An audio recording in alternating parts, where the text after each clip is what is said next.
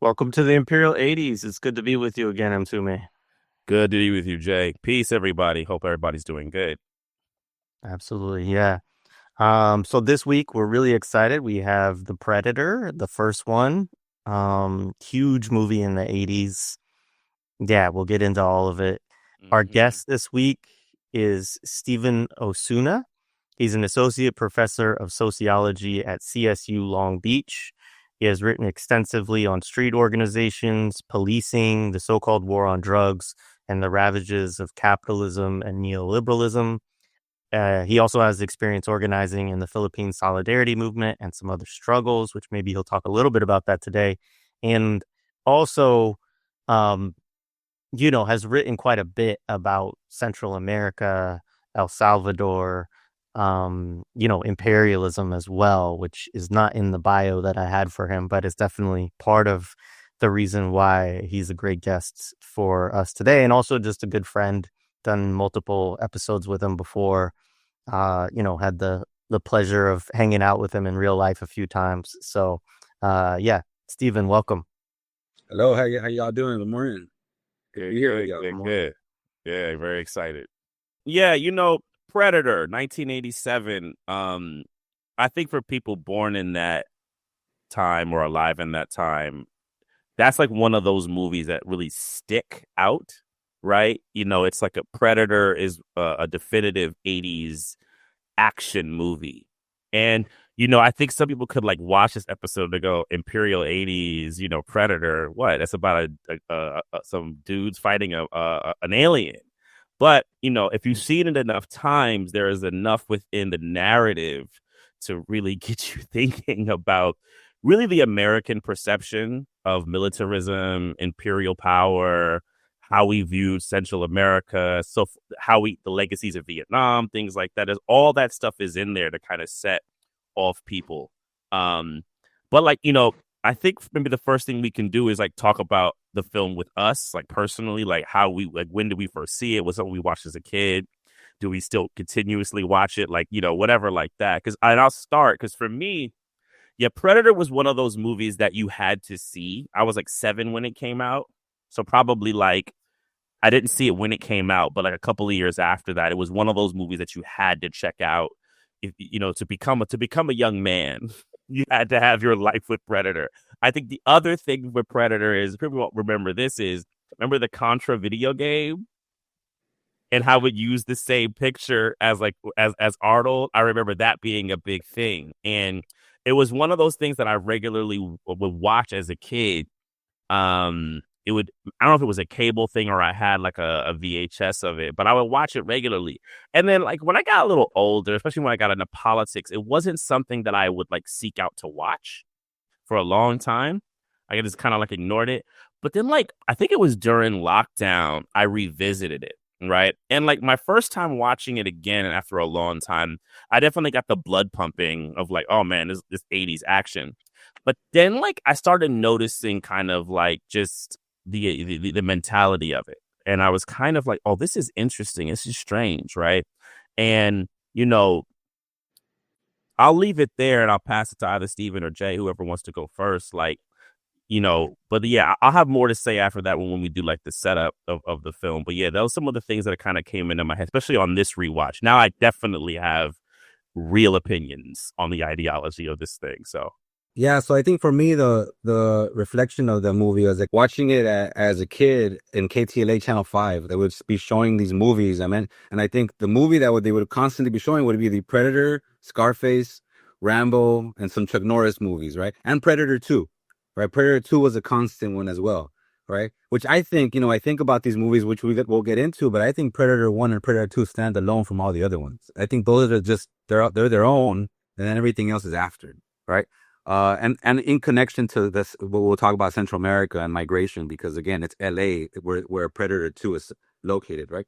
So yeah, so I would be watching, Predator and reenacting the scenes with my toys. I remember being a kid, right? And that was the things that I remember vividly. Going to school, getting home, eating, and in the evening it'd be time for a movie and it'd be fucking Predator, right? And so that the narrative of the military fighting an alien, right? it was such an important part because, growing up in the 80s with another thing was G.I. Joe, right? It was G.I. Joe and Transformers, right? So like to see the connection of like the space invaders and then fighting the military, right? Um, so for me, that was that. And then, as I got older and you start watching it as M2 would say, with more of a critical lens, you start to see, the connections, right? You start to hear that. When I started studying Central America and learning more about Central America, and understanding the revolutionary process in Central America, you start to say, wow, there's a lot more embedded here, right? And as I will discuss today, and what we read from the producers and the directors, they had that in mind when they were making this film, right? Because this was the conjunctural moment that they were writing the film. There was all these operations in Central America, right, by the U.S., right? So we'll cover that in this conversation for sure. I mean, some of the things both of you have already said, it was definitely one of those films to where I am that like was on, that was a thing of watching TV, watching films like Saturday night movies or whatever that would just be on like your local NBC channel or ABC or whatever, I don't remember the first time I saw it. It was one of those films that was like definitely, as you said, M2Me, it was like kind of a must see. Like I feel like as kids, it was one that you had to have seen. It was very important to, and I mean, this is the thing, is like the action movie genre in that period of like 82, 83 through like the mid 90s, I would say. I would kind of place it in that, like those were the blockbusters. This is like before Marvel and like the kind of takeoff of, everything is a superhero movie, that these films that were based very often around really strong, and we'll talk about this, like really buff, right? Roided out guys, right? And they're going against something, right? Whether it's like another bad guy or very, interestingly, I mean, I think you have the Predator, we talked about RoboCop before. Obviously he's the hero in that. But yeah, this is a big thing, and Arnold Schwarzenegger is probably the biggest actor in this genre, like along with maybe Sylvester Stallone in this era.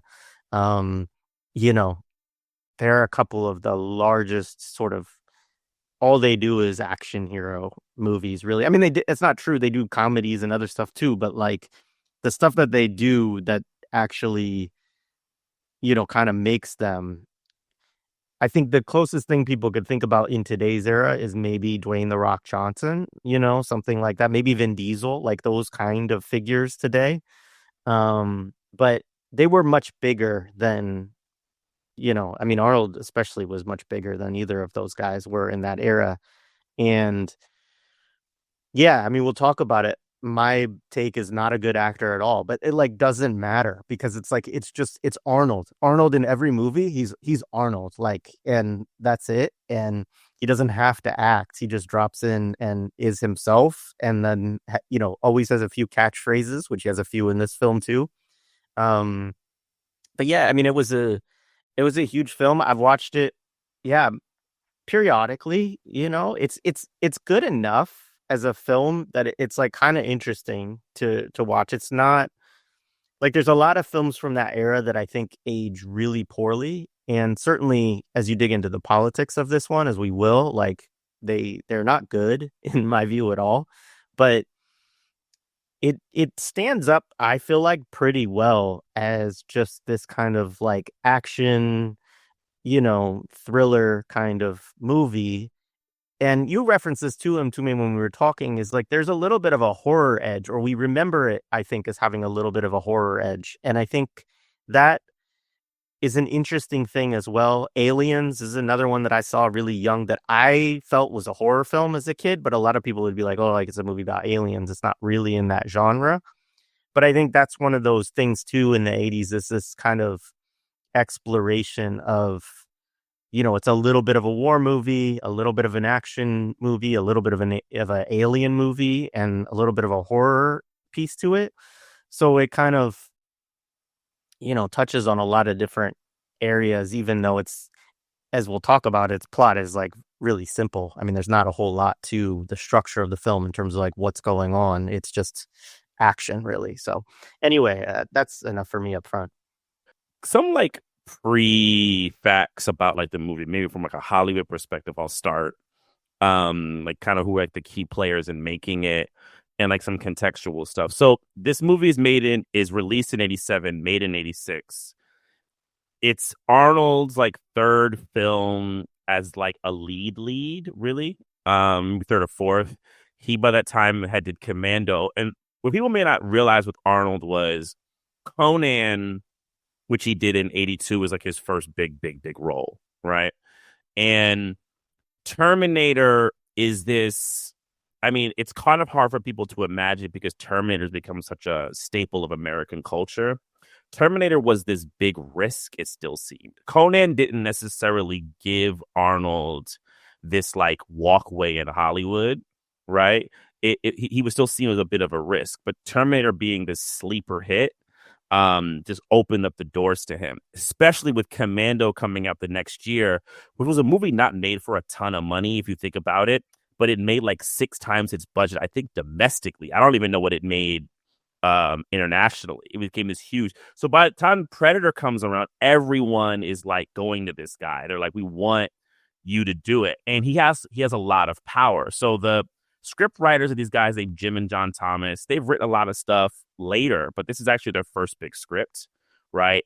And two names, one that we've talked about pretty already is Joel Silver, who did the Lethal Weapon movies. Joel Silver is the producer on this, who is a figure not just in the 80s, beyond he is, but in the 80s action movies, he's like one of the biggest producers, if not maybe the biggest producer in terms of like how much he's connected to, right? And another guy named Lawrence Gordon, who does a lot of stuff with Silver, but he also did things like 48 Hours, stuff like that. Walter Hill was involved with Lawrence Gordon a lot. So one of the things you begin to see if you really look at it, there's like a bit of a community of people who kind of work together in different kind of like sections, right? And you kind of see them like exist making this movie. So Arnold was like approached, he's attached early on. One of the things that I found out that was interesting was the gorilla thing was actually not in the original script. It was more just him as like a solo. Like the gorilla crew, I mean, like the actual team, right? Arnold was like, I'm not that into it. And they were like, okay, what if we made him like a team of people who go down there? And he was into that. He was really into this idea of like what Jay was talking about, the kind of superhuman squad going down there. And I find it interesting, and I will talk about this, how much Arnold has been interested in like projecting American imperial power.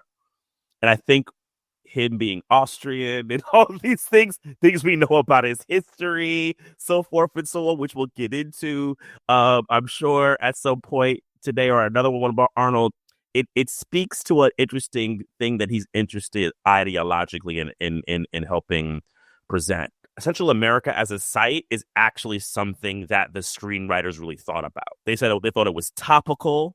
They said it was something that was happening. And look, I think we all remember this. I mean, it was in our news all the time, whether it was being accurately reported. Of course not. We know it wasn't.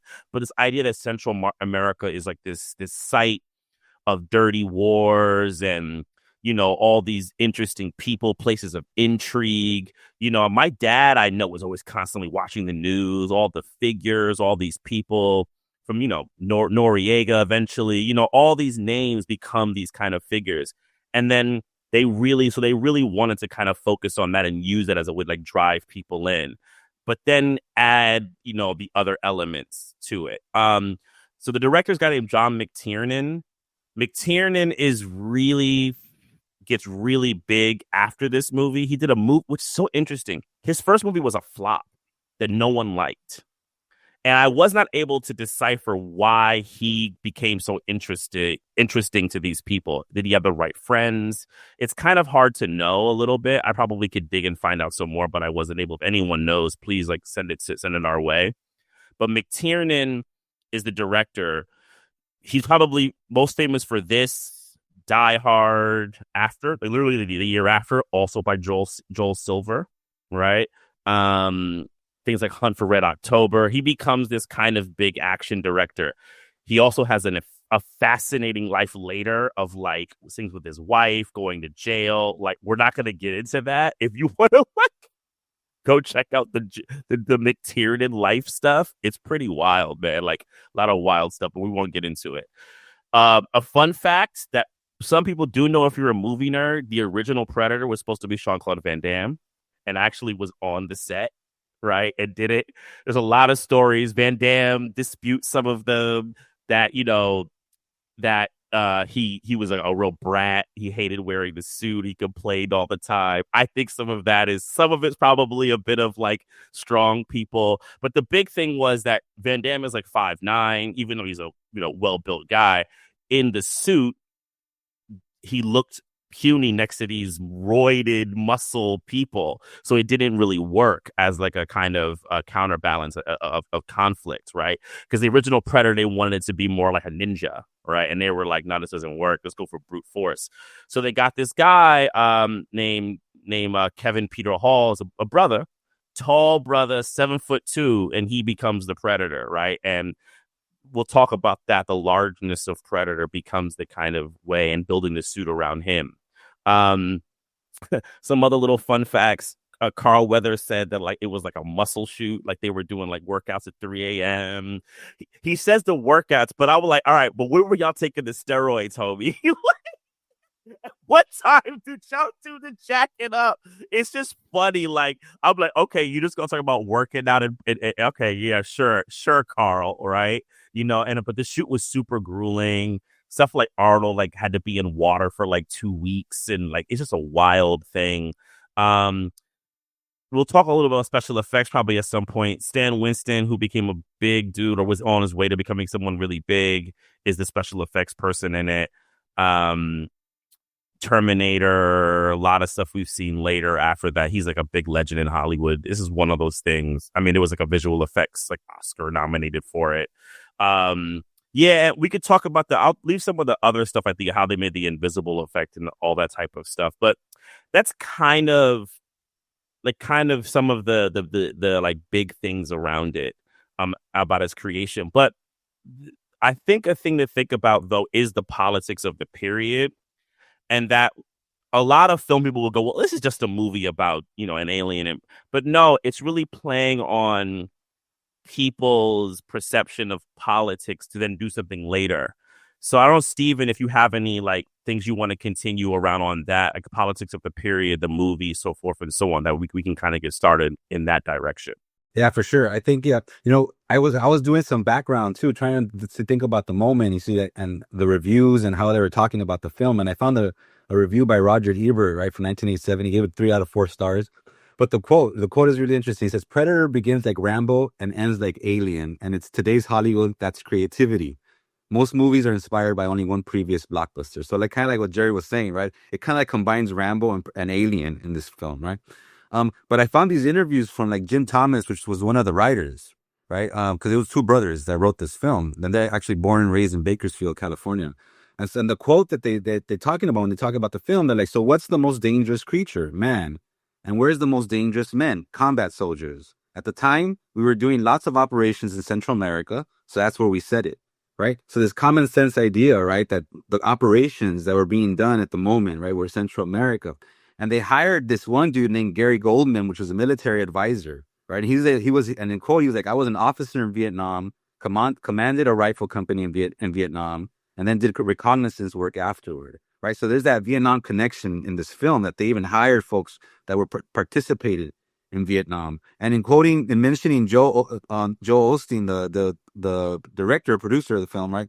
Is like Jim mentions it, like, this is the part of U.S. imperial arrogance and ambivalence, right? This quote. I don't know if you've seen pictures of Joel with his pith helmet. He had a pith helmet with a little fan in front. While we were doing down there, Reagan bombed Libya. And this is 1986, right? When they bombed Libya, right? And it's disconcerting feeling to be stuck down there in a foreign country and have no idea what's going on. Joel said in his typical flamboyant flair, quote, we've got the guns. We've got millions in the bank. We can take over Puerto Vallarta. and laughs. Now, remember, the film's being filmed in Puerto Vallarta at the time, right? So we started calling him Generalissimo Joel, right? So this idea, right? During the film, they're bombing Libya, right? And this was kind of like, man, we have all these guns now, we have this money, we could take over Mexico if we want. This concept of these Americans traveling abroad to film, right? And so this arrogance and this feeling, I think, as I'm talking through, thinking about the conceptually ideas of talking about the film, when I was doing the background to think about it, I wanted us to keep in mind these concepts of like Antonio Gramsci's common sense, right? How common sense was like as M. Tume was talking about. Well, how did people think of Central America at the time? Did they even know what Central America was, or was Central America just something that Ronald Reagan was spewing every night on television, right? The idea of Stuart Hall, right, talking about coding and encoding, right? This idea like we get media narratives, but how do we internalize them? How do we challenge them? Like kind of like the show that y'all are doing, right? Y'all are doing oppositional analysis of the films versus just hegemonic interpretations, right? But also this idea of Cedric Robinson's racial regime, right? The idea of how was Central America being constructed in this moment of this film, but also through the narrative of the media every night, through the migration of Central Americans into LA, right? So all these ideas, I think, really important to think about that I want to return to as I'm talking about it. And so when we think of the imperial 80s, right, of Central America, it really dates back over to the 19th century, right? We have to think of Central America and U.S. involvement in Central America dating back to the 1800s with the politics and policies of the Monroe Doctrine, right? But also Manifest Destiny, right? This conception of just conquest, right? You have this dude Walker just going down into Central America and claiming to be president of a country, right? The arrogance of it, right? So, U.S. invading Panama in 1885, which eventually would create the Panama Canal, or the U.S. occupation of Nicaragua in between 1912 and 1933, right? So this feeling of occupying Central America. And it's really interesting to think about that moment because when I know Jared does this whole stuff on counterinsurgency in the counterinsurgency manual, in the 1940s, because of all these occupations of Central America, the U.S. Marine Corps created a manual called Small Wars Manual, right? To this day, they still read it, right? And this was all based on occupying Central America in the early 20th century, right? And, in 2000s, when the U.S. invaded Iraq, General Mattis encouraged the U.S. Marines to read it, right? To read this manual. So it goes back to the connections of Central America to even wars today, right? That the invasions of the 20th century. And not just, that's the early 20th century, right? Then you have this concept of the banana wars, which is a racial trope if you think about it, right? And he even says that, that General Mattis talked about, we need to go back to how we did the fights in the banana wars now that we're here in Iraq, right? So the idea of learning from the past to invade the invasions in the present.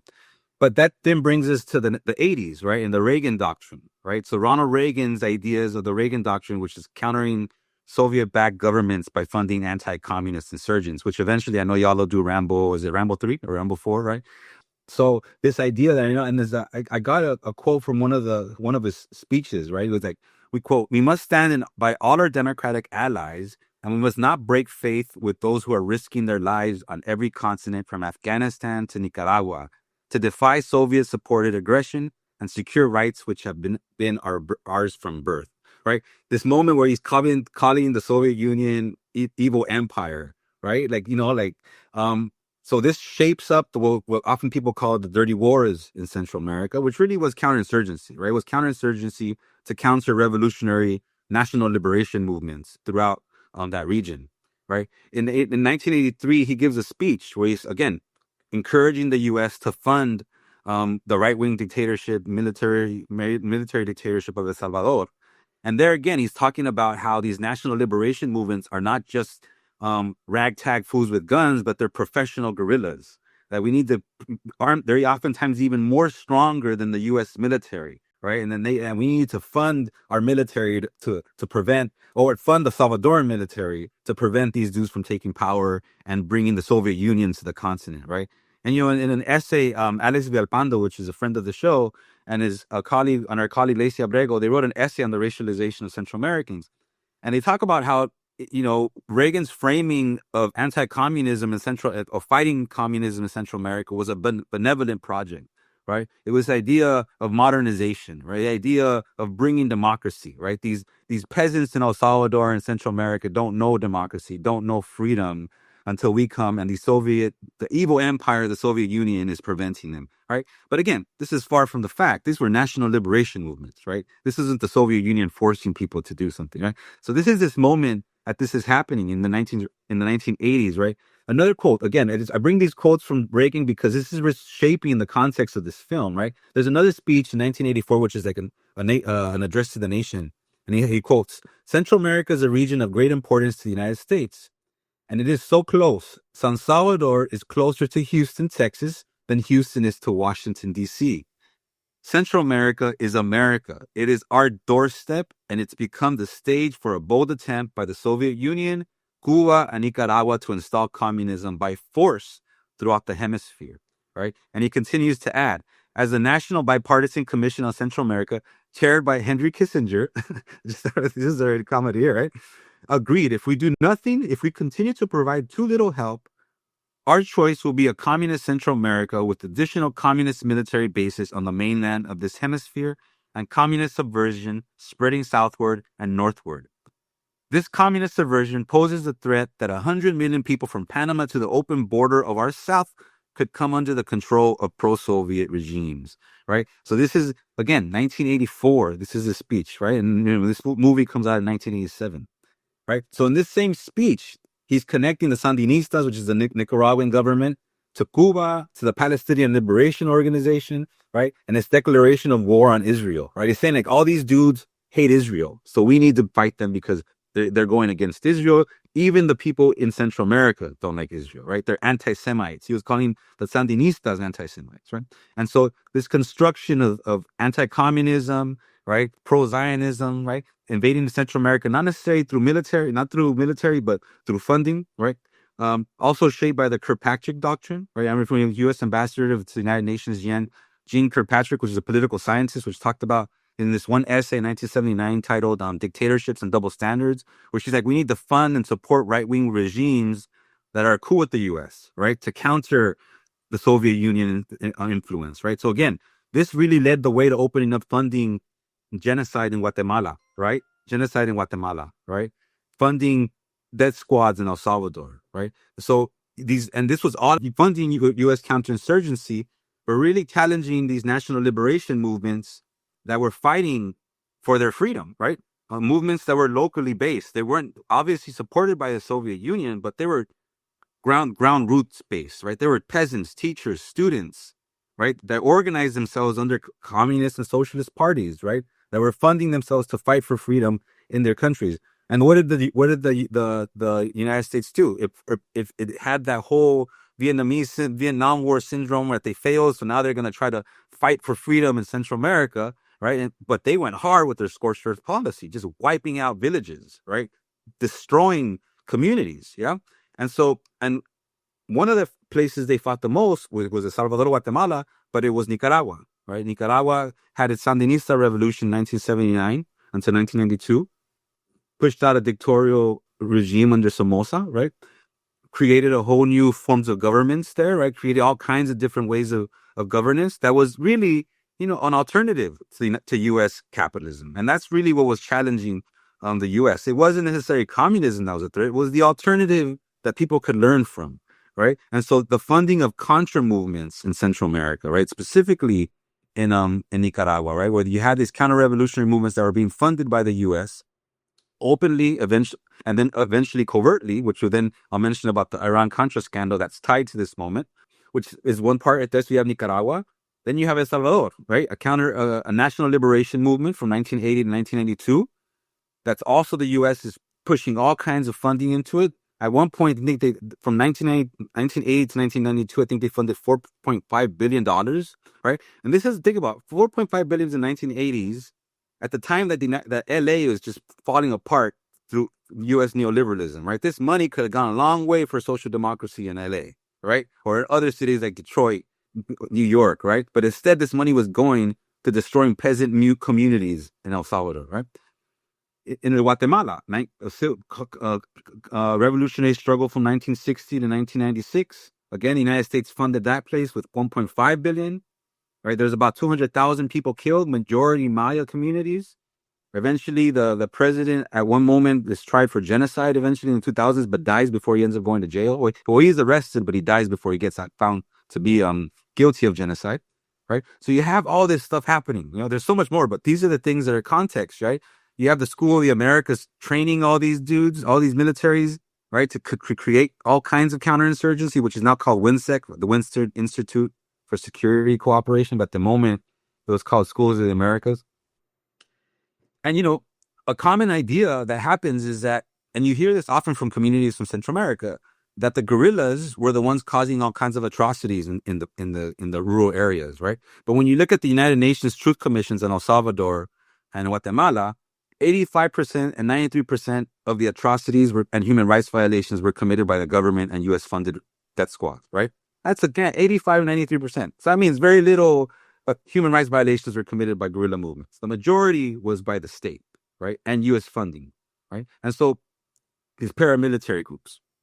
So all this is happening in Central America, right? But at the same time in the U.S., you have neoliberal restructuring, right, of all these cities, and the losses of social democratic gains of the civil rights movement. The Iran-Contra scandal that happens under the Reagan administration, where they were selling guns to Iran secretly to fund the Contras in Nicaragua, which then the Nicaraguan Contras were smuggling cocaine into the U.S., right? So that creates the drug war and the crack epidemic.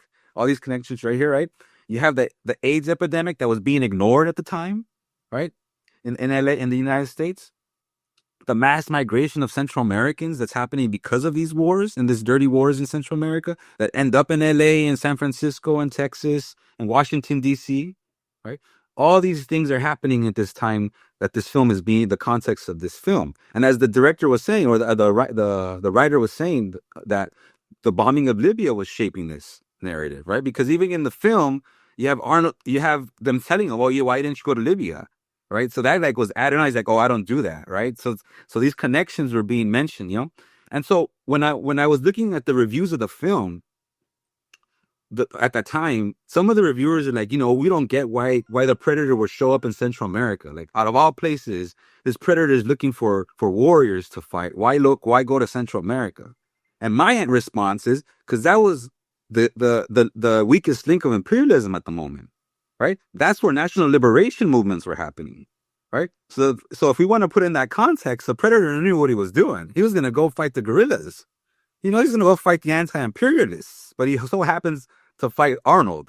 But he was supposed to be going to fight the communist socialists that were fighting imperialism at the time. Right? So I think, to me, that's when I think of this film. Right? It's like Predator knew where he was going at the time. He's going to fight these dudes that were fighting imperialism. That were close, as Ronald Reagan was saying, they were at the border, open border of empire, right? So this is the context, right? I think, these movements in Central America and the U.S. really preventing socialism in these areas, right? Socialism that was coming from the ground, not imposed by the Soviet Union, right? Supported by the Soviet Union and Cuba, but really peasants, teachers, students, communist parties building from the ground, building socialism in Central America that then the U.S. government really just destroyed, right? Eventually there's peace treaties, but, I think in the late 80s, late 89, Latin America, at the moment when they were declaring the end of history, you just still have mass movements in Central America and Venezuela pushing against neoliberalism and austerity, right? So there is this moment here that we could look at and really analyze, to think about through the film the struggles against an alternative, right? That's awesome, Steven. Thank you so much for laying all that down. I think that's really important context for people to have of the film that is just not a part of history. I think that a lot of people study deeply enough, is that history of all those dirty wars in the 80s, and then also providing that longer arc of that context, within the Monroe Doctrine and all of that. So very much appreciated, man. Couple of things just to add. I just want to add, like, Arnold Schwarzenegger. I mean, you brought this up, M2May, but meaning his relationship to U.S. imperialism and kind of how hard he goes for it. One quick funny thing is you have two future governors in this film. right? So you have, I mean, which you never would have predicted at the time that it comes out in 1986, that Arnold Schwarzenegger and Jesse Ventura will both be governors of big states. I mean, California is like the fifth largest economy in the world, right? And he becomes governor of it. Ventura becomes governor of Minnesota, and also briefly like ran for president on the Green Party ticket with Cynthia McKinney, although he stepped out of that like in the primary process. But interesting figure. Also, I watching like the McMahon documentary, he also tried to unionize the WWE and got kicked out for it, basically. And Hogan busted it. Yeah, Hogan was there. Yeah. Hogan was a union buster. Yeah. But you know what, you think, Jared, you think about that though, the fact that Arnold became governor of California, these movies had an influence on that. You know, if I think about it, like all of us growing up in that moment, I remember that time when people voted for him. I was like, oh, I voted because, you know, I was in California. I was in college at the time. People voted for him just because of the movies, right? I'm voting for the Terminator, right? I'm voting for Commando. I'm voting for Kindergarten Cop, you know? I was in Ireland at the time that he got elected, and I can't tell you how stupid people thought we were in America to elect Arnold Schwarzenegger as a governor in a state here. But the point I wanted to make actually is, like, you know, as folks know, he's Austrian. He's born in Austria. He has that accent, right? He moves here as he's 21. Like, it's really connected to like his bodybuilding career and all of that. And of course, there's the film Pumping Iron, which people know. Weird film. I don't recommend. But his father is a Nazi, and his father gets injured in Stalingrad. So his father's a police chief, a local chief of police, and then in 1938 he joins the Nazi Party. You know, he served as a military policeman for the Nazis in the invasions of Poland, France, and the Soviet Union, and the siege of Leningrad. And yeah, he's wounded in the Battle of Stalingrad, is discharged in 1943 following a bout of malaria. And, you know, I mean, scholars have said that he's at a lot of sites where there are, you know, war crimes and atrocities committed, although they can't like connect him directly to those. But I just think it's interesting. I mean, he had, it seems like, a somewhat contentious relationship with his father. Like, he doesn't speak upon him like in glowing terms or anything like that. He talks about him as like a tough, you know, kind of abusive character. But nonetheless, like, your dad still joined the Nazis and got hurt by the got injured by the communists. And so I have to think that growing up with that backdrop, that is kind of like in your mind. And he does, as you say, him to maybe become this like big vehicle. And it's weird sometimes, I feel like, because it's like watching a guy who's Austrian be a projection of American power is kind of a strange thing. And it's very, you know, this is obviously, he's huge, but he does this a lot. I mean, Commando, you mentioned, come out before this, another horrible movie that we'll have to do, unfortunately, at some point.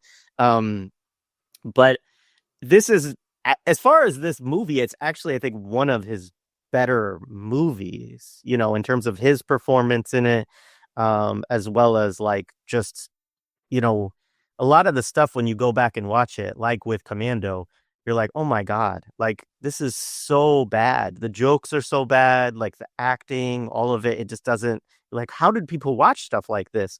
This one, you can kind of go back and say, okay, like I could see how people could watch it. And I think some of it is like the visual effects and stuff like that we'll talk about too. But I just wanted to add that about him, because I do think that's an interesting thing of him, you know, having this. Obviously, he's not a Nazi who emigrates to the United States for, you know, safe harbor or whatever, as does happen with people going into the CIA and stuff like that, or universities.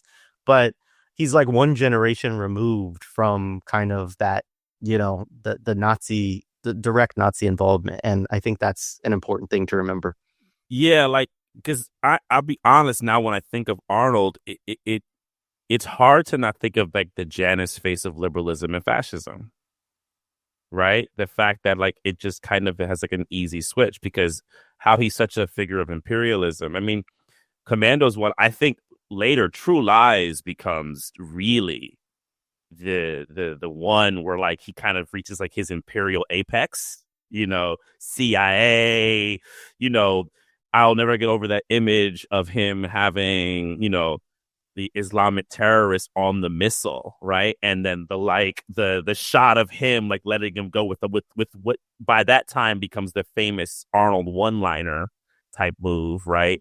And him shooting him into, a bombed oblivion, via a big old F-16 or whatever, right?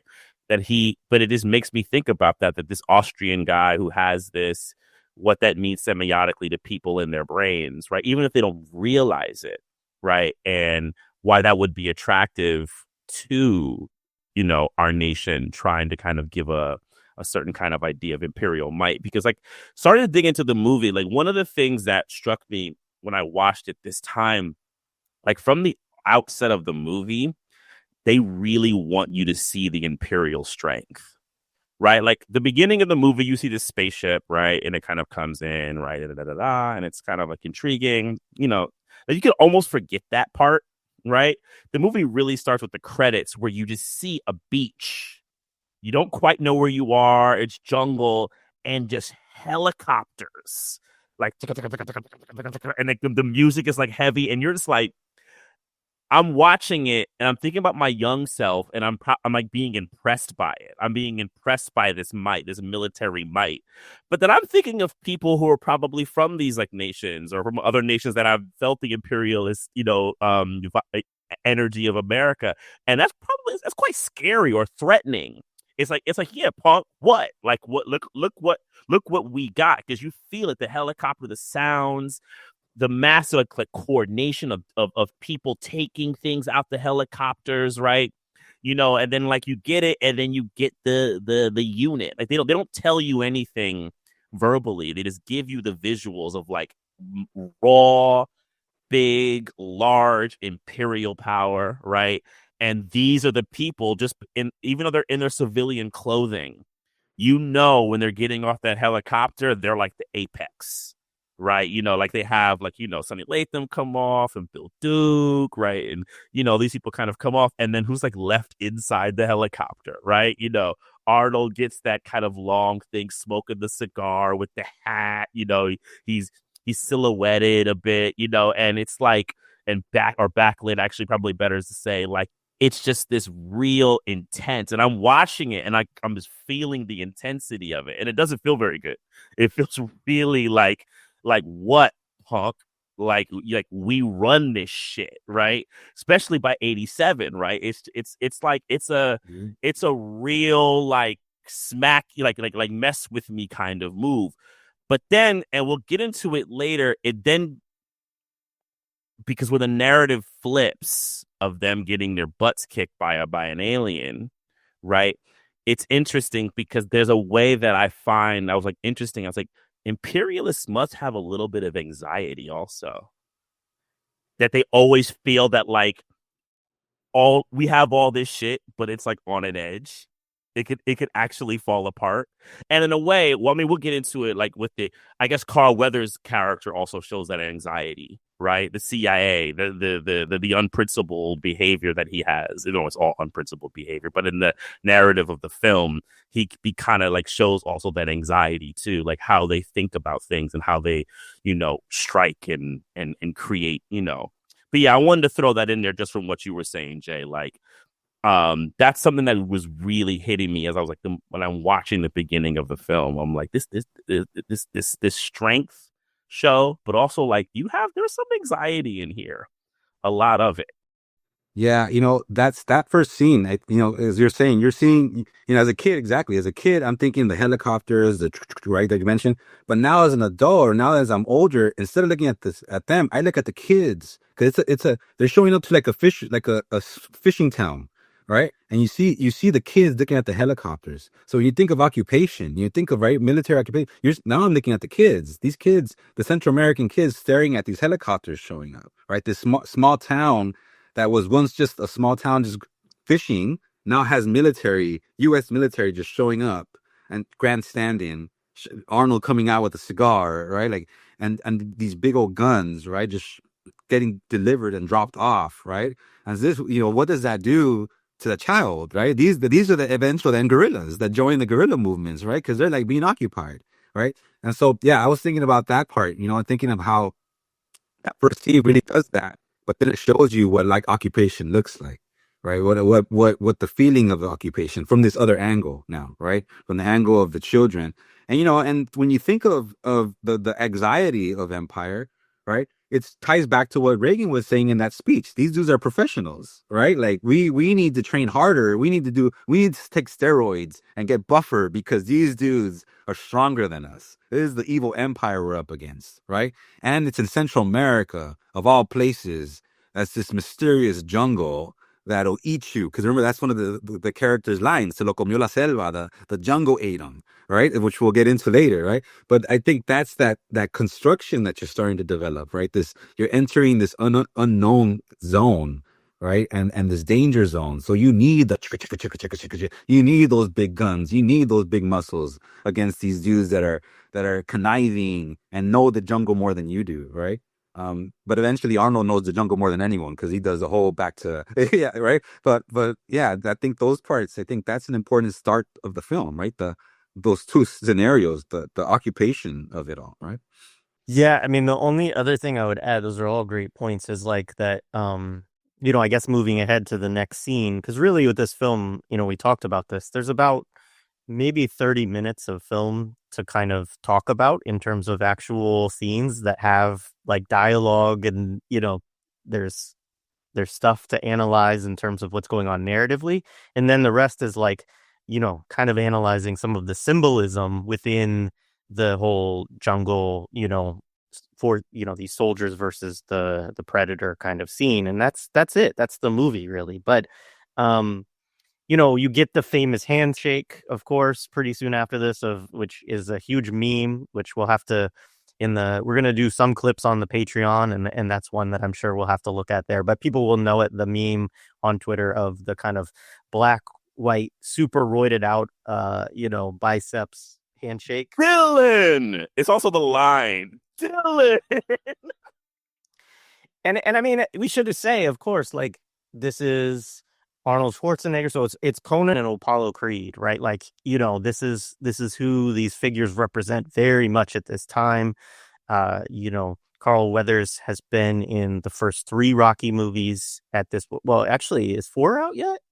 I have to. 4 might be out too. So 4.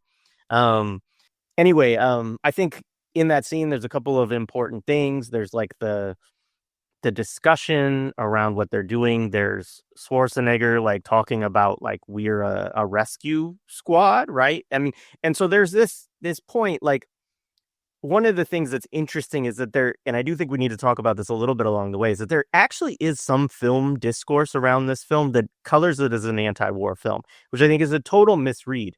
But there's points in it where you can understand where they're coming at that analysis, right? And so one of them is, it talks about sort of the anxieties you're talking about, M2Me.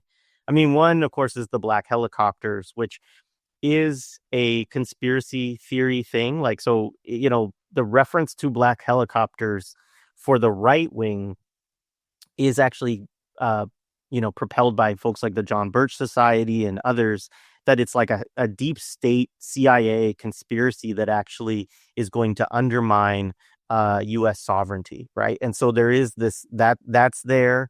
There is the connection to the CIA. There is this sort of rescue squad, which is very clearly, they're dirty warriors, right? They're mercenaries. I mean, it's kind of interesting. You don't quite know how they're situated because Schwarzenegger is still referred to as a major, but they seem to be this team that's kind of independent, right? Can sort of do what it wants and choose whether it wants to accept a mission or not.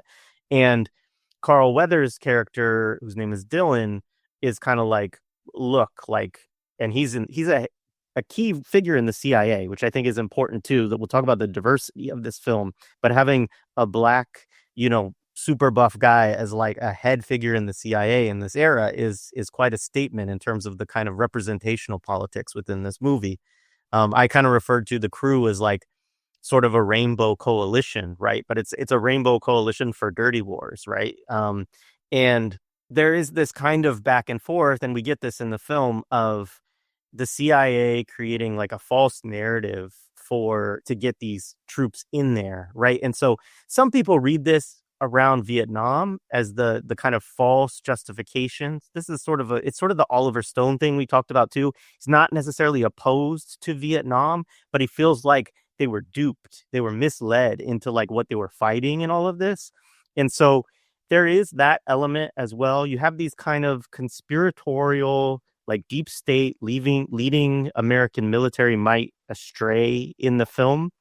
But I think that the actual action of the film really kind of deflates any way you could read that as an anti-war narrative, with the scenes that we'll get into soon. But I just wanted to kind of talk a little bit about that stuff because it is out there on this film.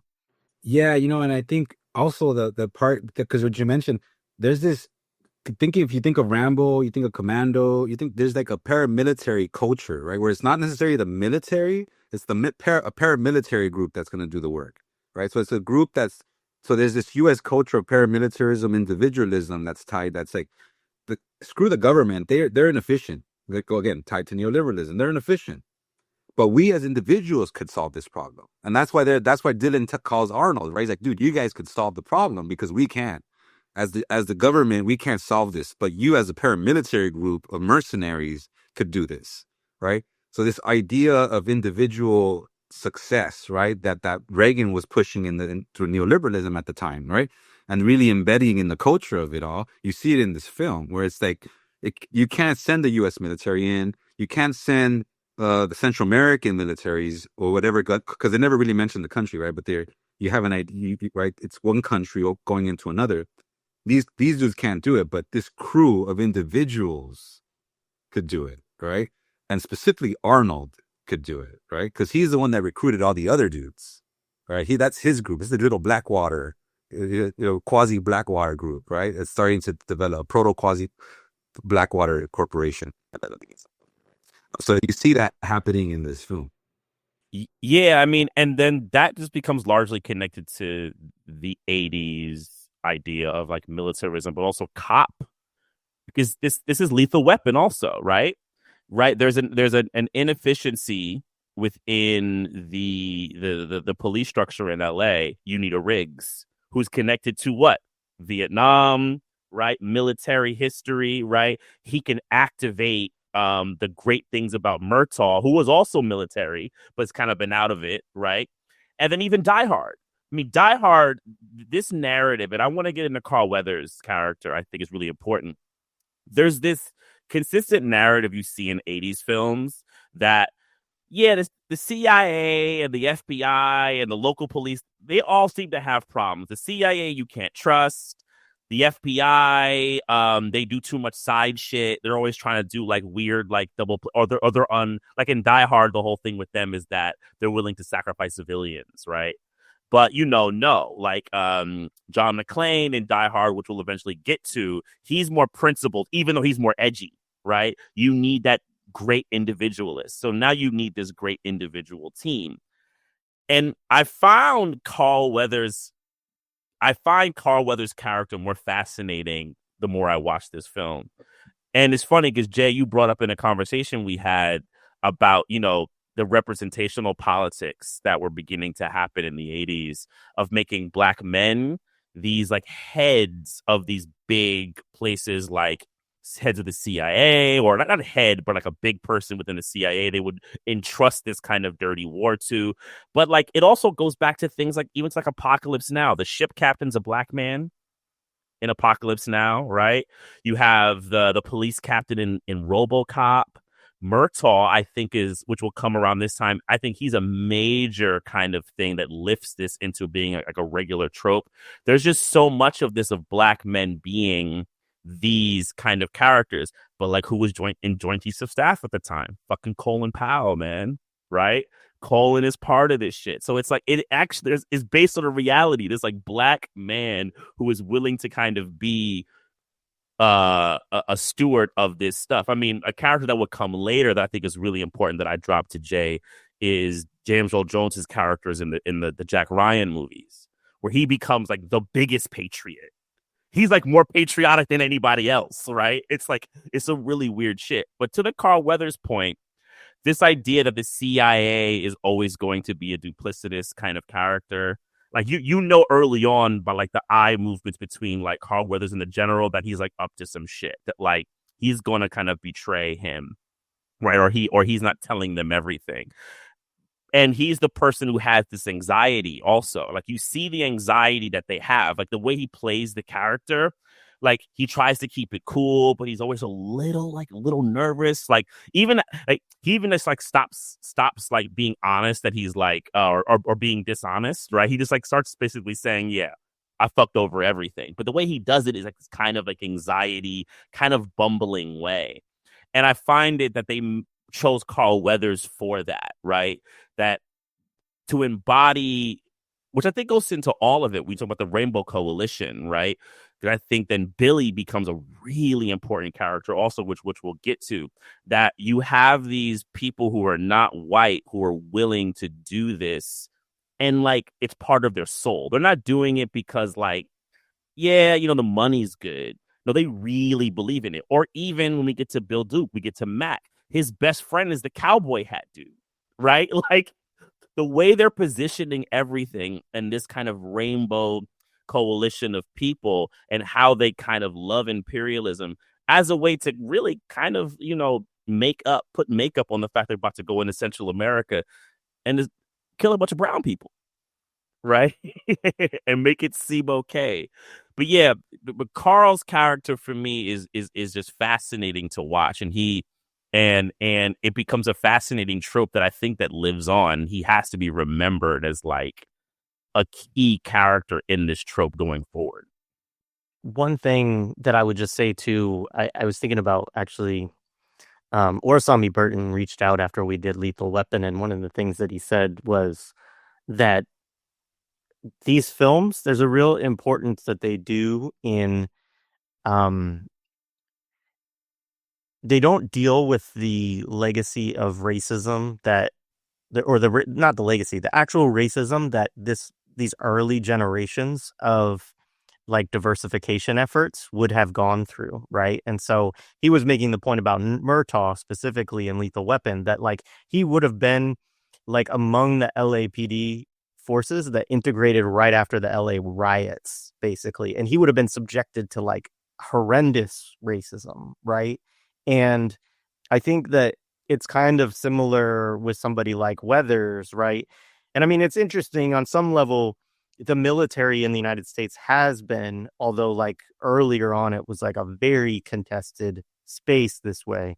But like Vietnam, post-Vietnam, like it is a real space where you do get integration often before you got integration within other spheres, right?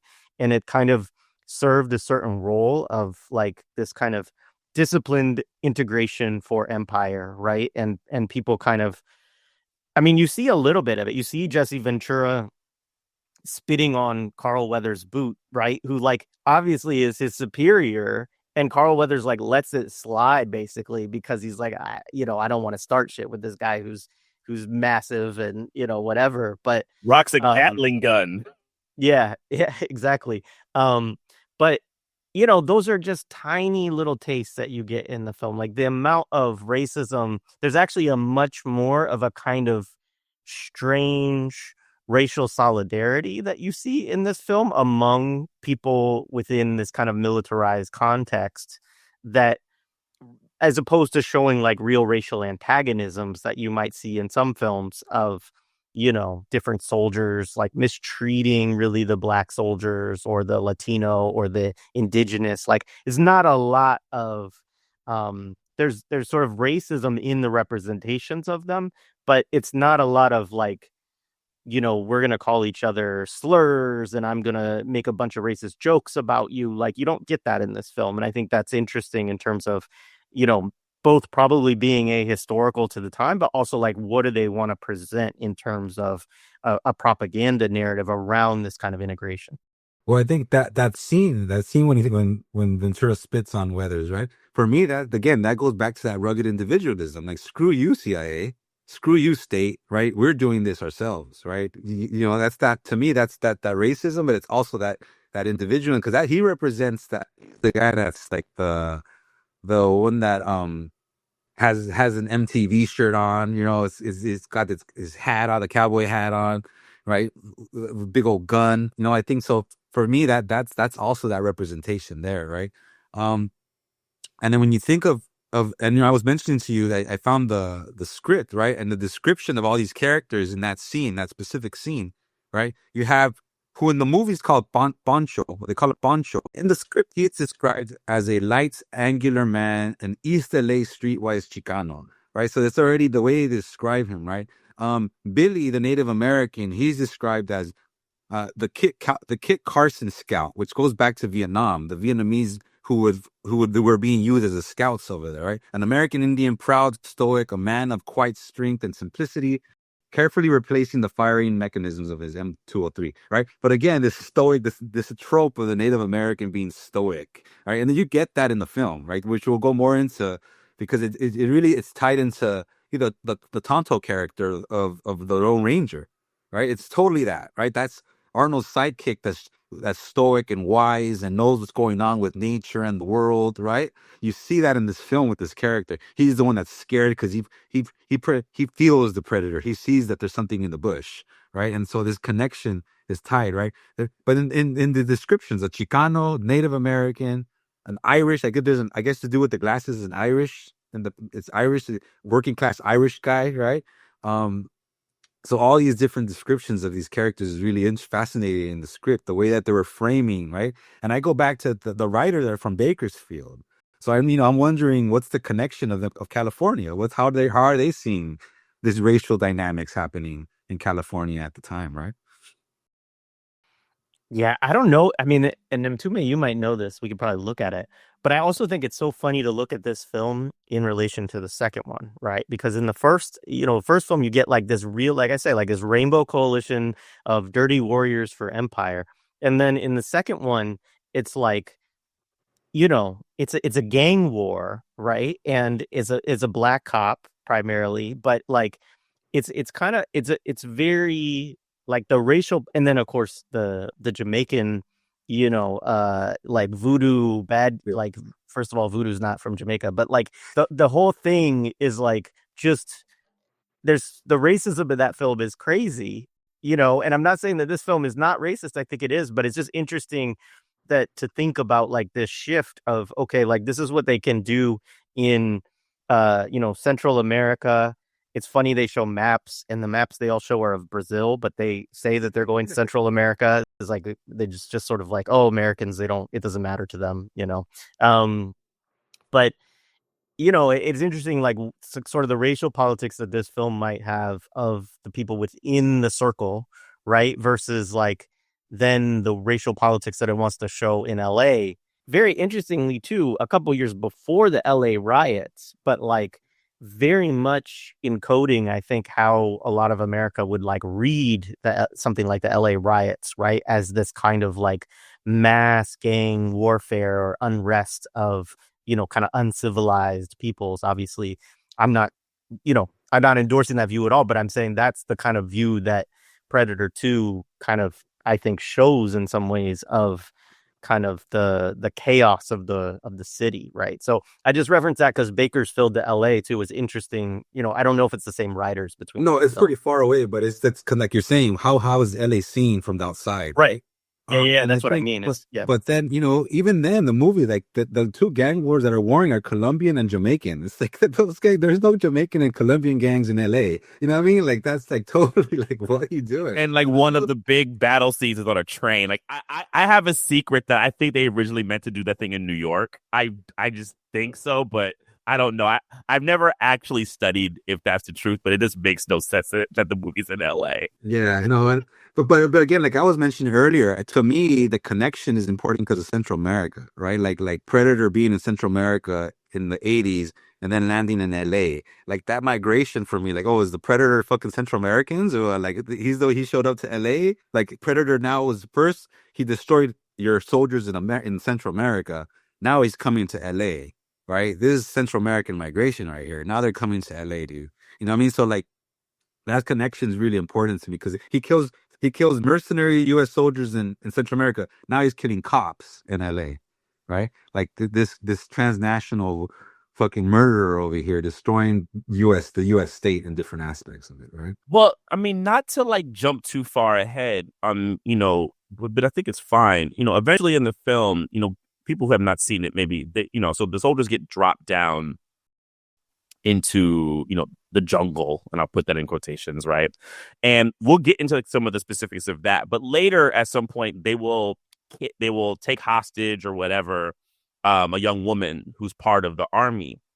And one of the interesting things about her character is she has a scene where she speaks about the possibility of the predator being there before, but the way she speaks about it, I've always read it like the predator is like almost like connected to the culture in a way, that like it's a long kind of history that's happened, which I think then gets slightly supported by even the later Prey film that they did, right? That they tried to do. I think it's in their brain. So I think it actually connects to what you're saying, Steven, here, right? While like they're trying to kind of show this kind of connection.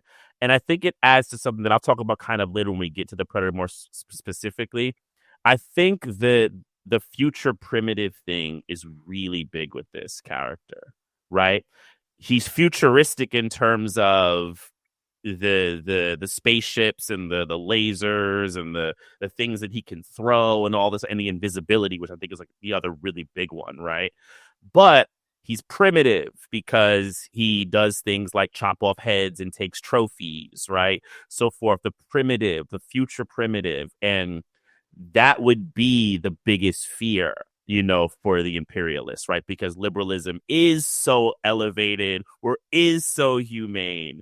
But what if there was a force that had more power than us, but on the flip side was the primitive thing that we've gotten past in the Enlightenment? And I'm like, oh, y'all anxieties are all over the place when I'm watching this fucking movie.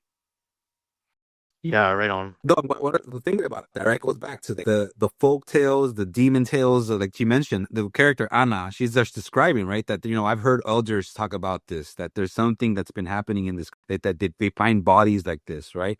And so she's telling these folk tales about potential that this was the predator has always been here. But if you watch, for example, Alien versus Predator, in that one film, Predator goes and helps them build the temples. Right? Indigenous people did not build them. It was Predator that helped them build them. And he'd drop in and lay the egg of the alien in the indigenous people, and it burst out. And that's right. So this goes back to this connection again. Like this, we didn't build these beautiful pyramids. It was Predator. Predator came and built these pyramids for our people, right? And so again, that connection is there. You see that revolving again, this fear of predator being Central America. Almost being Central American, really, right? It's like he's part of the jungle. He is the jungle, right? And again, it's migrating to destroy LA now, right? So like there's this connection, that we need to think about more deeply. Yeah, absolutely. And I think like you mentioned Cedric Robinson, but his work in Forgeries of Memory and Meaning on jungle films and that genre, like I was thinking about that as watching this film of like in the 80s, like probably doing a Tarzan movie in that era might be a little bit too on the nose, but this is like the sci-fi Tarzan, or something like that, very much connected to that. So let's talk about a few of the kind of key scenes that we want to talk about. Obviously there's the village scene, right? Which is like one of the first things that they do is they go to this village. They're trying to recover. Did they find the bodies first I think they do, right? So they find one body in the helicopter. And right. I mean, and I think it's where I think Billy becomes really important now, even though he's silent, because Billy, even though he doesn't speak, he's kind of the vehicle. The Tonto thing is perfect. I'm so glad you said that, because that was like, I knew there was something I was missing. And I was like, fuck yes, Tonto is totally that, right? He's used as the kind of instrument to basically get him through. So he's basically, and then Mac, played by Bill Duke, I always feel like he's second in command. Is that kind of like, am I kind of like right in feeling that he's kind of like the second in command person there? Because it always feels like he's Arnold's relying on Mac in a way. they're like piecing together what happens, while also Carl Weathers is, you know, basically lying to them, and they're getting more information. So yes, first they get the first soldier, and then he's like, Billy's tracking all the footprints and things like that, which then eventually leads them to the village. And Yeah, and they and like and they don't find the body. They see a Soviet dude shoot one of the soldiers, one of the CIA guys. Right. That's how they that's when they start like, oh, they're here, but one of them gets murdered in front of them. Yeah. Yeah. And Billy does find the 3 skinned bodies before that. Yeah. Which kind of launches the Predator, you know, to his power or his primitiveness. Yeah, and I think this is a very interesting actually section of the movie, because I think this is where the history you're talking about, Stephen, like really connects into the film and the plot of this part, right? Of like this idea of, you know, there are these, like, they don't know yet that the Predator exists. So they think there are just people within Central America who are committing these horrendous atrocities, like just barbarousness, right? And obviously the United States, backing the Contras, like committed most of the atrocities in the region, right? And even as they go into this village, right, which, as you mentioned, they're very intentional in showing you that these are Russians that are like supporting and training, and that that it's like very important for them to show that this is not an organic resistance, that this is Soviets, like, you know, torturing people, killing people, etc., and like setting up some kind of insurgency. And of course, they use that as a justification to just wipe the whole thing out, which I do think is interesting, because obviously, like, is it Mazote? What's the massacre, the like really bad one? Yeah, it wasn't Wood.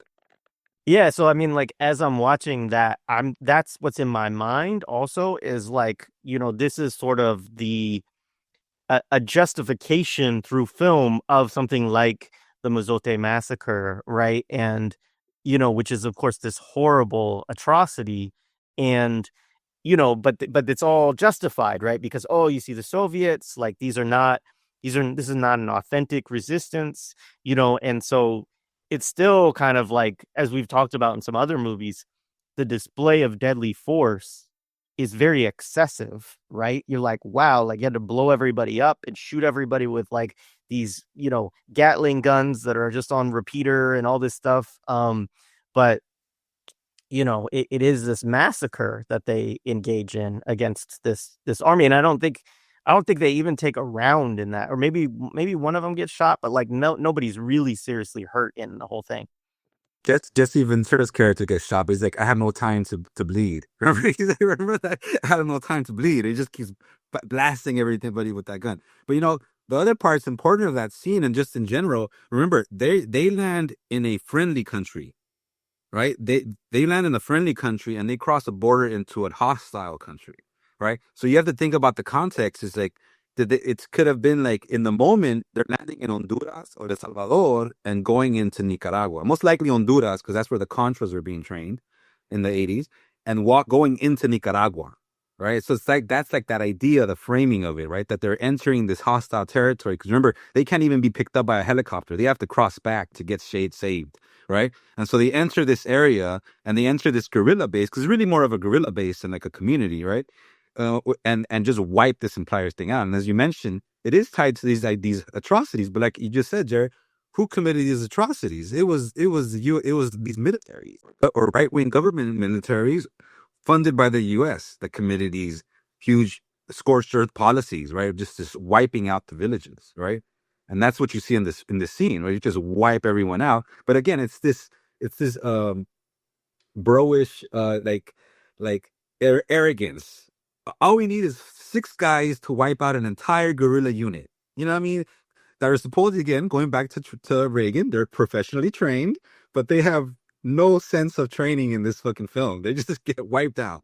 They don't even know how to shoot. They're just getting blasted, right? And you just see all these dudes just flexing with these big old guns, right? Just wiping them all out, right? And like, if you haven't seen this movie, but also if you have seen this movie, the next time you watch it or the first time you watch it, the amount of like sonic, absolute, like just massive amount of bullets and bombs, and they just keep pushing the ante. Like the scene starts with like them in like the bush, right? You know, kind of waiting for them. The film really does take a while to anticipate, because if you think about it, you don't really have a big gun battle for like maybe 20 some minutes, right? They do a lot of like setup. They're in the jungle, right? So you're not really getting like a lot of like sonic pressure, and even visual pressure. You're getting a lot of suspense. But Arnold literally lifts up a truck, right? So we got to get the pump and iron, right? Throws a grenade in that joint. No, not a grenade. It's like a claymore or something like that, right? It's some kind of bomb. And he throws it in and it just explodes, right? And then after that, it's just massive. But what's wild is you start with like bullet, bullet, bullet, bullet, bullet, bullet. Then Jesse Ventura comes in. And that Gatling gun has like this high pitch, like, the whole time, right? And then I forget who the other guy, he's like one of the other like white guys, who's like one of their trackers or things like that. He has like the big like kind of like grenade gun, right? He starts just shooting those, and there's just like it's like it's an assault on my senses, and I'm just like, yo, this shit will not stop. But then the only times they stop, they take a pause, is for Arnold to like throw a blade at someone close up and go, stick around. You know, like, I mean, like, it's the arrogance, because they not only do they kill them, they have to embarrass them in their death, right? You're a bunch of punks. Knock, knock, right? You know, like, it's just so arrogant.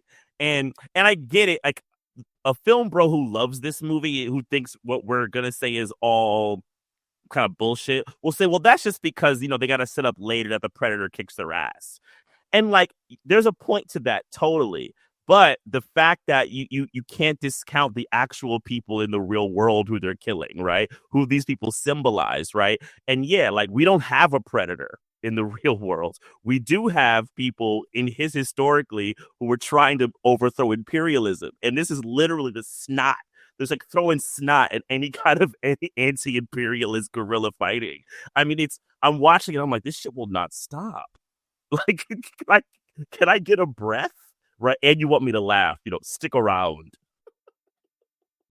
Yeah. I mean, the only other thing, again, there's a Green Beret reference. Like, the Green Berets out of Fort Bragg are the first people that the Predator has killed, right? And like, this is a part of the whole, them sort of discovering that Carl Weathers' figure Dylan is full of shit, right? That he's like told them they're down there to basically look for like a diplomat.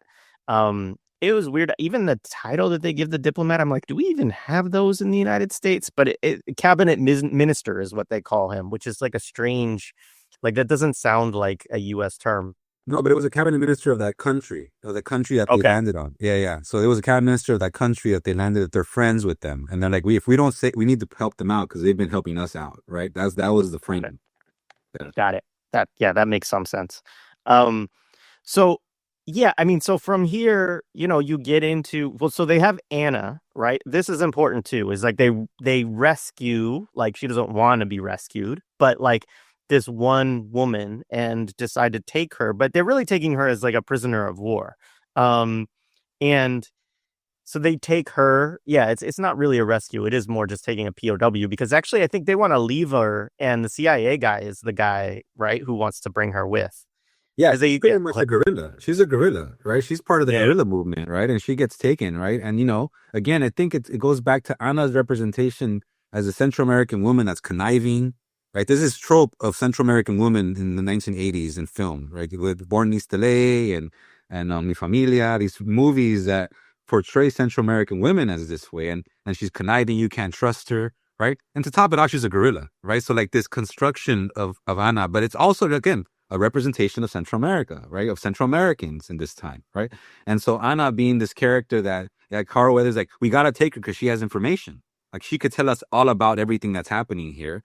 And then the other dudes, the mercenaries, are like, nah, dude, like, if you take her, she's going to rat us out. She, you know, it's on your hands, right? So there's this whole moment. And that's an important moment, I think, in this part, because there's this part where, like, this is where Arnold starts to realize that he's been duped, right? It's like, oh, you're lying to us. You were really looking at something else. And Carl Weathers tells him, you know, wake up, like stop. And it's like this realpolitik moment, right? Where it's kind of like, I'm in the real world. I'm CIA. I know what it is. This is rational. We have to do this. Stop living in your American idealism that we're this and that. This is what it is. This is what we gotta do. I gotta use you. You're an asset, right? There's this moment. Yeah, the assets. The asset part, right? Expendable also. You're expendable. You're expendable, right? So it's like this part, but it goes back to this like realpolitik type thing. Like we have to do these things. Going back to what you said, Jared, of El Mozote, right? That these massacres have to happen for us to advance U.S. capitalism, or in other words, democracy, right? Democracy, in order to advance democracy, we need this dark side. And this is just the way it is, right? And Arnold's like, oh, I don't do this. Remy goes back, we're not we're not assassins, you know, we save people, you know? But again, you save people, but you wipe out a whole, a whole unit, you know? It's like the people trying to fight for the national liberation, right? Yeah. I mean, and there are these interesting things, like they note that 6 of the guerrillas, and this is actually before they get to the camp, but they had U.S. issued army boots. I think Billy notices this as the tracker, right? The indigenous tracker, right? This trope.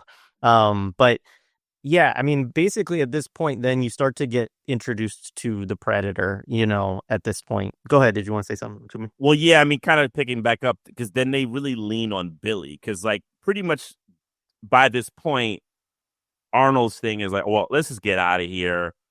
You know, we finished what the CIA wants us to do. I'm going to go have it out with do whenever we get back to base. But Billy is like, there's something out there, right? Which is like the Native American, South American, you know, they're basically saying, you know, yeah, he can notice this stuff. You know, he's the same, right? But he's on our side. You know, we have one, which is great. You know, good job, America. Go ahead, right? And that's kind of what how they kind of keep, because we all know there is a predator, but Billy becomes the person who keeps it real. Like Arnold's consistently asking, like, well, what does he see? You know, what's wrong with him? Why is he spooked? Or even Carl Weathers, who doesn't believe it for a long time that anything is happening. He thinks it's like a couple of like gorillas out there just like trying to like mess with them, right?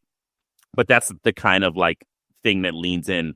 But now we're getting into like, you know, the first killing of the soldiers, which is Shane Black, which is funny. We also don't, you know, which we also don't remember. We haven't mentioned that Shane Black, the writer of Lethal Weapon, is actually one of the soldiers in the movie, and not just Lethal Weapon, one of the more prolific screenwriters of the last, I think, 40 years in like Hollywood movies in general. Yeah, a couple of lines that come up there is you know, do you remember Afghanistan? Trying to forget it, right? There's their whole point actually going back to Arnold. And so Dutch and Dylan, Arnold and Carl Weathers, in their first interaction is sort of like a, you know, great job in Germany, but why didn't you join us in Libya? And Arnold says, well, because we're a rescue team. We're not an assassination squad, right? So like this kind of, some of this discourse around these various interventions that, you know, some admitted, some were like secretive for a long time. Like they bring up Cambodia in this scene, makes Cambodia look like Kansas. Like this is their I think Jesse Ventura says this about the jungle that they're in, right? And so there's all that kind of stuff going on. You know, Predator at this point starts off in dudes, right? And I mean, I think that some things to say about this film, like maybe we talk a little bit about the visual effects here and stuff like that too, but also I think what Predator symbolizes, right? Or the different things that it might symbolize, which is that, yeah, I mean, you get the infrared vision, right? So there's like this vision that he has. Maybe it's, you know, when I was a kid, we always talked about it, that it could sense heat. It doesn't quite make sense, because the way that Arnold gets around that later on is putting mud on himself, which wouldn't reduce his heat signature at all, right? But you get that kind of outline, right? An infrared scope kind of outline where you see like the heat signature of the humans. And whenever you're in Predator vision, that's what you see, right? And that would have been like technologically cool at the time, right? All of obviously the weaponry that they use. But Predator has more sophisticated weaponry, like the laser sights that it has. It's like this 3 kind of beam sight that it has, right? Guns in that era didn't have laser sights yet. Like not even the military doesn't really get laser sights on its rifles until around 2000. Like it's really a kind of war on terror, thing that those get added. There is some laser sight technology that exists in this time, but it's still like very kind of experimental and not something that's like standard use or even used in all military applications, right? Um, and then obviously the invisibility, right, is a key one. And I think that's probably the most important kind of psychologically within the film, right, is the idea of the enemy that you can't see, right? Like this is something, of course, that comes about in Vietnam. It came about last week when we talked about Mickey Rourke's character in Year of the Dragon and him talking about, over in Vietnam, I couldn't see the enemy, but here in Chinatown, I can.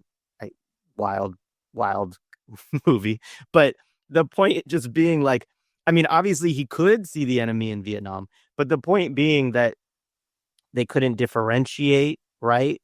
And this is the thing with dirty wars, right? You don't know who's the good guy or who's on your side, right? Because you're fighting against an indigenous or, a native population of this place, right?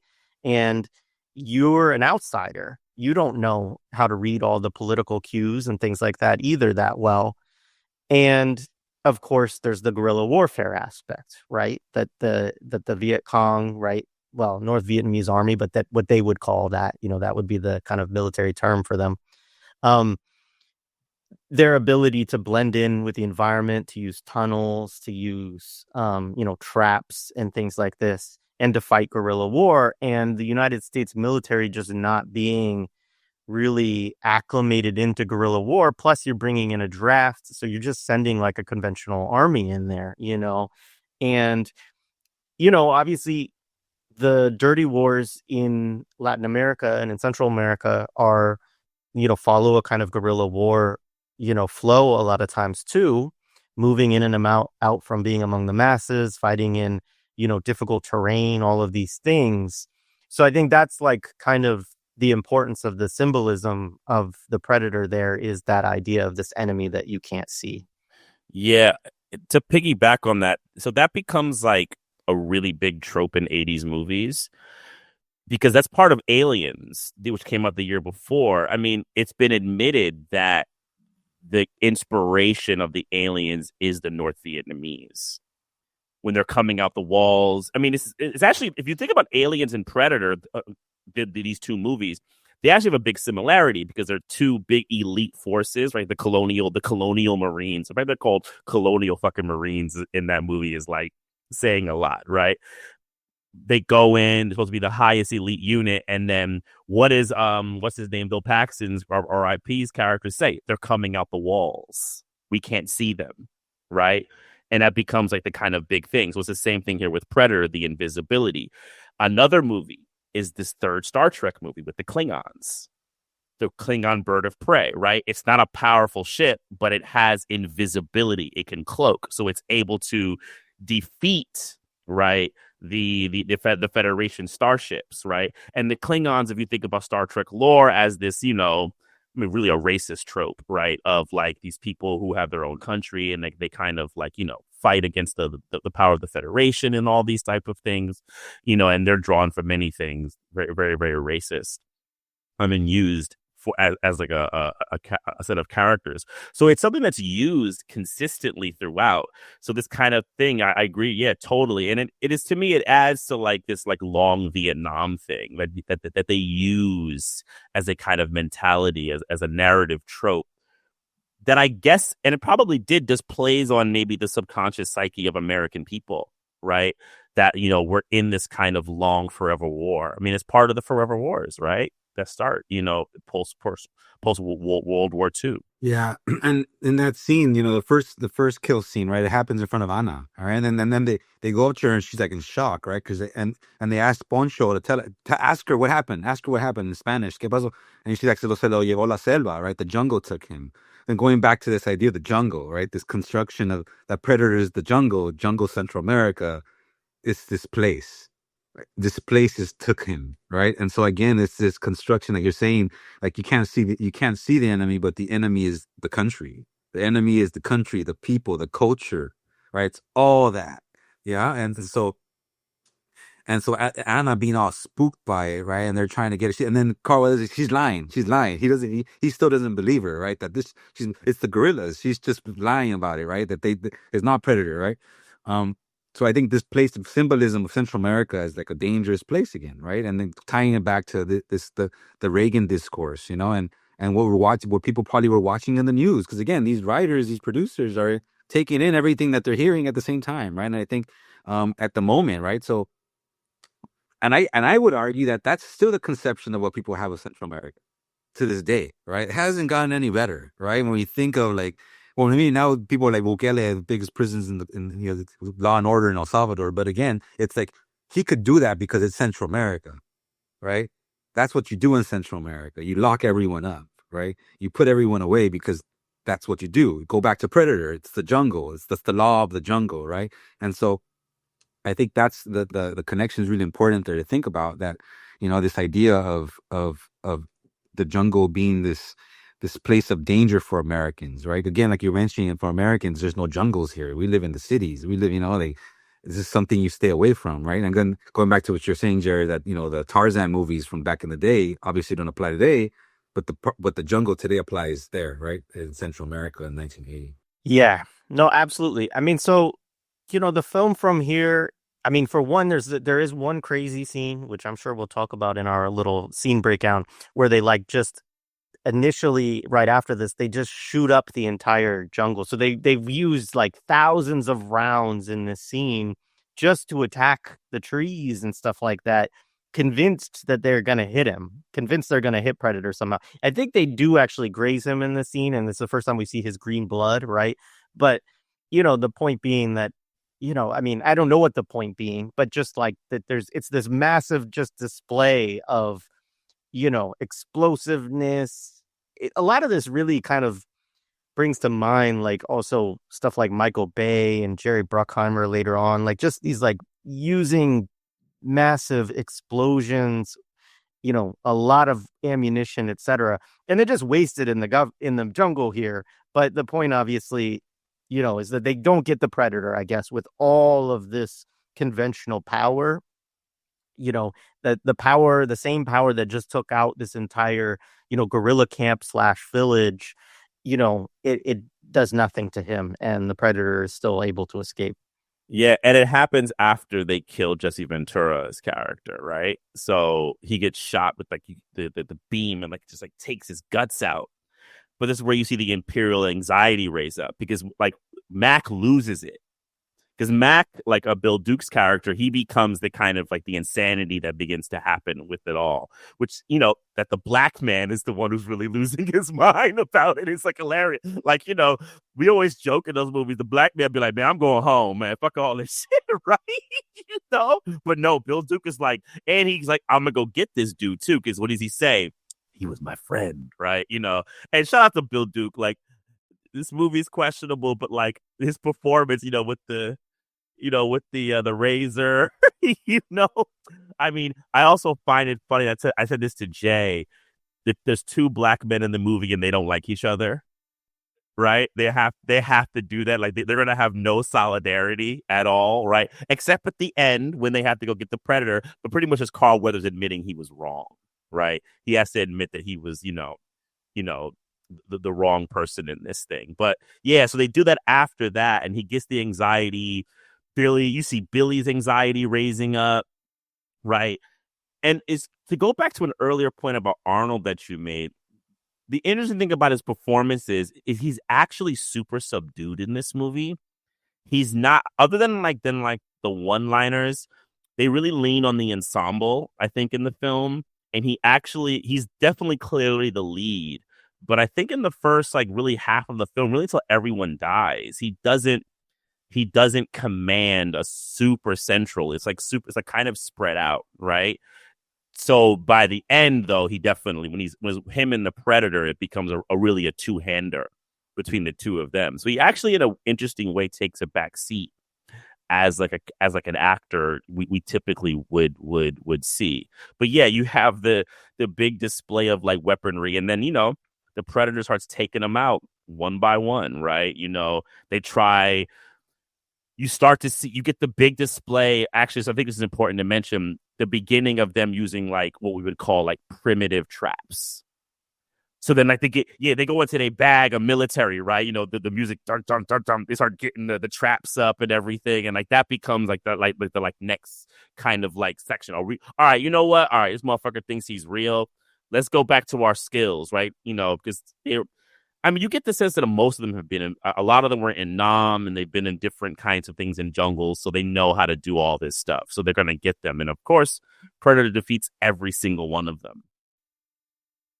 I was gonna say I was when I was doing the readings about the film, there's one thing about Schwarzenegger that they mentioned when the writer when he was reading the script, he shortened his lines. He'd be like, I don't need to say that, so that kind of like he knew that his character was just about brute force. It wasn't about the dialogue, right? It wasn't about him talking. It was like I could say that in 2 lines. I don't need to say that in this many lines. I could shorten it. So it was really about, like you're just saying, it was just about his muscles and his power that the movie was about, right? Him fighting the predator. That's really what the movie was about. It wasn't about his dialogue. Yeah. I mean, there's shots like they would have like him in the angle with like his gun, right? And the way the shot would be, you would just see the bigness of the muscle, right? I remember I'm watching it with my lady, and she says, Jesus, his muscle's like the size of my leg, right? Like she's losing it, looking at it like, what is this? But they're really, pointing that out. Like, we want you to see the brute force, the brute, even when they're, or like the scene when they're doing everything, everybody has their shirts off, right? Like Carl Weathers, is like, he goes back to early Apollo Creed stuff. We're really going to see the musculature of all these men. That shootout scene where they just shoot all this stuff and he gets hit, right? It's so interesting to me because like I said, going back to the Ebert quote, he mentions Rambo and Predator. What does Predator do? He does Rambo. He got shot and he has to fix himself up, and he does the whole Rambo scene. Like, and he yells, like it's totally Rambo that's happening again, but it's the Predator. And I don't know if we're ready to. I mean, so they all get picked off, right? Kind of one by one. I mean, there is the scene, of course, where, like you mentioned, that Bill Duke and Carl Weathers, like, kind of are like, okay, we both got a score to settle. Like, we're going to get this thing. Of course, in that scene, there's the ridiculous moment where Carl Weathers is, like, having a showdown with it. He sees it. Like, we should say, sometimes you can sort of see it because you either see its eyes or you see the light kind of refracting off of it in a weird way, right? Which, again, like, this is... They talk a little bit about maybe using a little bit of CGI, but basically my understanding is what they did is he had a red suit on, and this was like, it's kind of like people use green screen now, right? They were able to like make it look like they could do an outline in this red suit and, kind of project imaging onto it.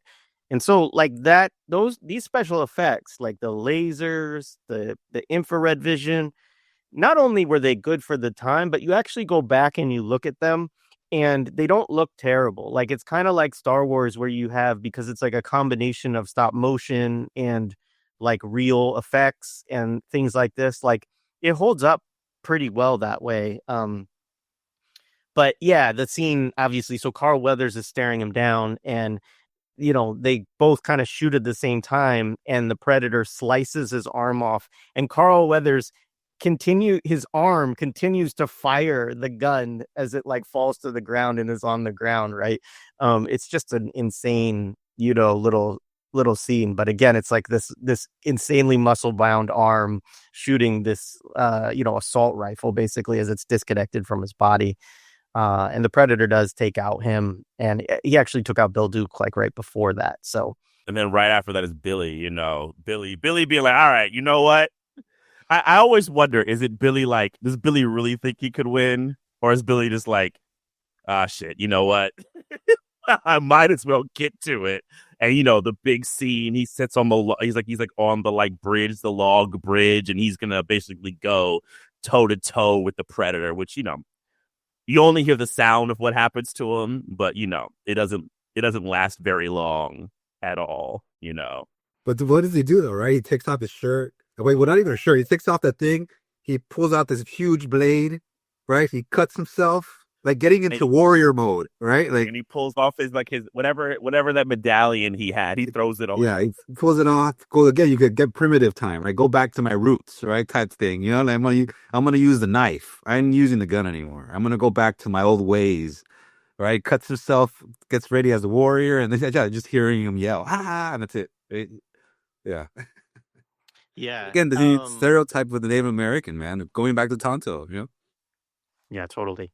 So then right after this, you get get to the chopper, because he, Arnold is telling Anna to go, right? Which is like, I do want to say that this is part of why I thought of it in my mind briefly as a rescue, because there is this weird thing where like she basically comes to fear the jungle and fear the predator more than she fears them, right? So she doesn't run away. She's trying to get away earlier on, but after she sees the predator killing people, she's like, no, like, you guys are going to keep me safe, right? And so she does end up basically voluntarily taking the U.S. military helicopter out of there at the end of the movie, and I think that's an interesting thing too, because it's also this kind of like, if the predator represents, these insurgencies or whatever, it's like basically her as this Latin American woman being like, no, I'm going to America, as opposed to dealing with these dirty communists or whatever. Yeah, she wants the Reagan amnesty. Like that comes after, you know what I mean? The immigration reform, right? She's fleeing Central America, the U.S. to get, the American dream at this point. Right. It's like, at that point she flips, and it's like, get to the chopper, and she goes, and, the movie ends with her in the helicopter being saved, right? Going, they don't even, it's like she's part of them now, right? But you're right. It's totally like a fleeing the communists at this point, right? Yeah, and you get the other big narrative trope on Predator is that he doesn't kill people who have no arms, right? So he wants basically to fight warriors, and Dutch Schwarzenegger figures this out somehow. I need to check this later. If someone's wrong, tell me in the comments later. I feel like the two women he could have possibly killed in Predator 1 and 2, he doesn't. 3 women he doesn't kill, because he doesn't kill her because of that, because Arnold like knocks the gun out of her hand. He doesn't kill Marita Conchita Alonso in 2 because she's pregnant. And then there's like a young woman when they kill one of the Colombian drug lords who's just like a sex worker. And he doesn't kill them. He just kills the Colombian drug lords. So there's like a thing where they don't want to have Predator killing women. Like there's like a thing like I'm noticing in the movie. If I miss one, someone tell me in the comments. But like there's, I think in those two movies, the later movies are different, I think, in that kind of way. But in these two movies, I'm or maybe not, but in those two movies, well, no, then in Alien vs Predator, he actually sides with the woman Sanaa Lathan. They become allies. It's interesting. Yeah, I gotta go back and I don't know if I want to watch the rest of those movies, but I don't. But those things are kind of interesting, But yeah, all that ultimately leads, to Arnold now being alone with the Predator. Right. And so this is to me, this part symbolizes most like when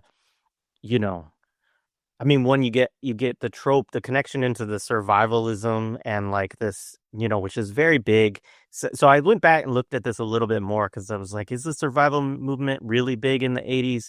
It is. Like 79 is when there's a big book that comes out. I'll have to pull it up in a minute, because I had it and I lost the tab. But there's a big book that comes out, and the survival movement in this era is it's this idea that we're going to have, it's similar to Red Dawn. It's like, we're going to have World War III, we're going to have nuclear fallout, and we need to know how to survive independently of the government if this occurs, right? And so that's there. But then, of course, it's also the exercising of the demons of losing to the North Vietnamese army, right? Of like, we can actually do this guerrilla war stuff. Like, we can really do it. And so, he figures out that, in this one scene where he falls into the river and he swims out, and, he's covered in mud, and the predator doesn't see him, even though it gets really close to him, that oh, it can't see me when I'm covered in mud. And so then he gets into full, like, all the traps, kind of mode and stuff. And, let's lure the predator in and kill the predator through guerrilla warfare, basically. Yeah, that's it. That's where you get the scene when he starts fighting and he takes off his mask, right? The whole thing about, and then he's like, "You're up one ugly mother." But does he finish it, motherfucker, or does he? Oh, and he's like, ah, yeah, right. But we get into that. But I was recommending you also the racial construction of the predator himself, the way he's created, the dreadlocks, right? That to me is also I always thought about the racial imaginary of the predator, right? Like, how did they decide to make him look this way? What was the, who knows? Because I didn't find anything about what was the inspiration behind the dreads. You know what I mean? Like, I don't know. Yeah. And I do know it was publicly commented about at the time. So my thought is it was like, don't say anything.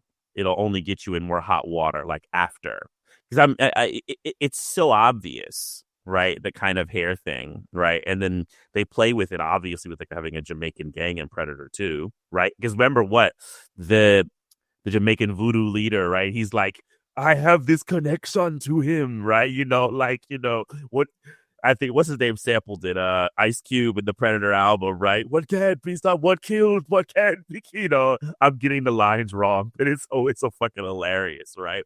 But yeah, like, it's totally his racial construction and like the size, right?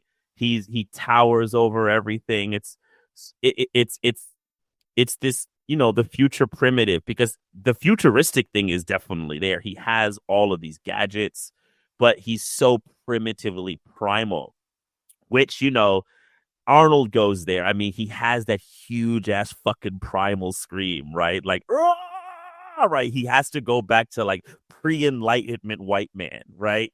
When they were in the mountains, right? All the tropes that, people say about whites before certain things in the mountains, he has to go do it. He has to become that. But also he's darkening himself up. They're really playing with a lot of these tropes. And people are, I mean, I remember as a kid being like, yeah, that's what you got to do. You got to get down and dirty, right? You got to get into it. That's like really what a real man does, right? And I think of all these things now, like Spartan weekends that people want to fucking do. They all want to be Dutch in Predator, right? He's part of like that fantasia that's that now exists, right? It kind of helps like launch all of that, this movie. You're right. I mean, this hyper masculinity is just what you see there. It's like, and I remember right before we met up in the email, you mentioned about this things that were being developed at the time that are now really like common sense, right? That are become the dominant narrative of, like, for example, the manosphere, right? This is this moment right here where you don't, it not necessarily, they weren't necessarily promoting it there in that sense, but now people could go back to it and be like, that's what we need to be.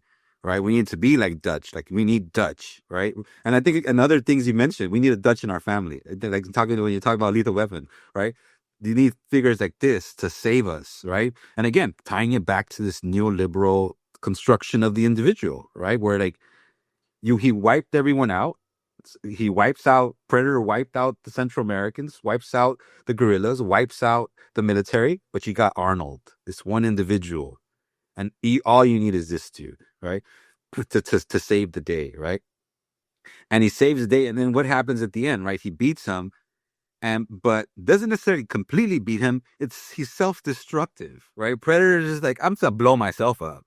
You know what I mean? Like, and what does that tell us about like anything? Like, if we tie this back to like the idea of communism or anti-communism, right? It's like, it's self-destructive, right? It can't develop itself. We'll beat it, but we don't even need to beat it because it'll beat itself. And like the fall of the Soviet Union, like it's just let's let it beat itself, right? It's gonna blow itself up. We just need to move away from it, right?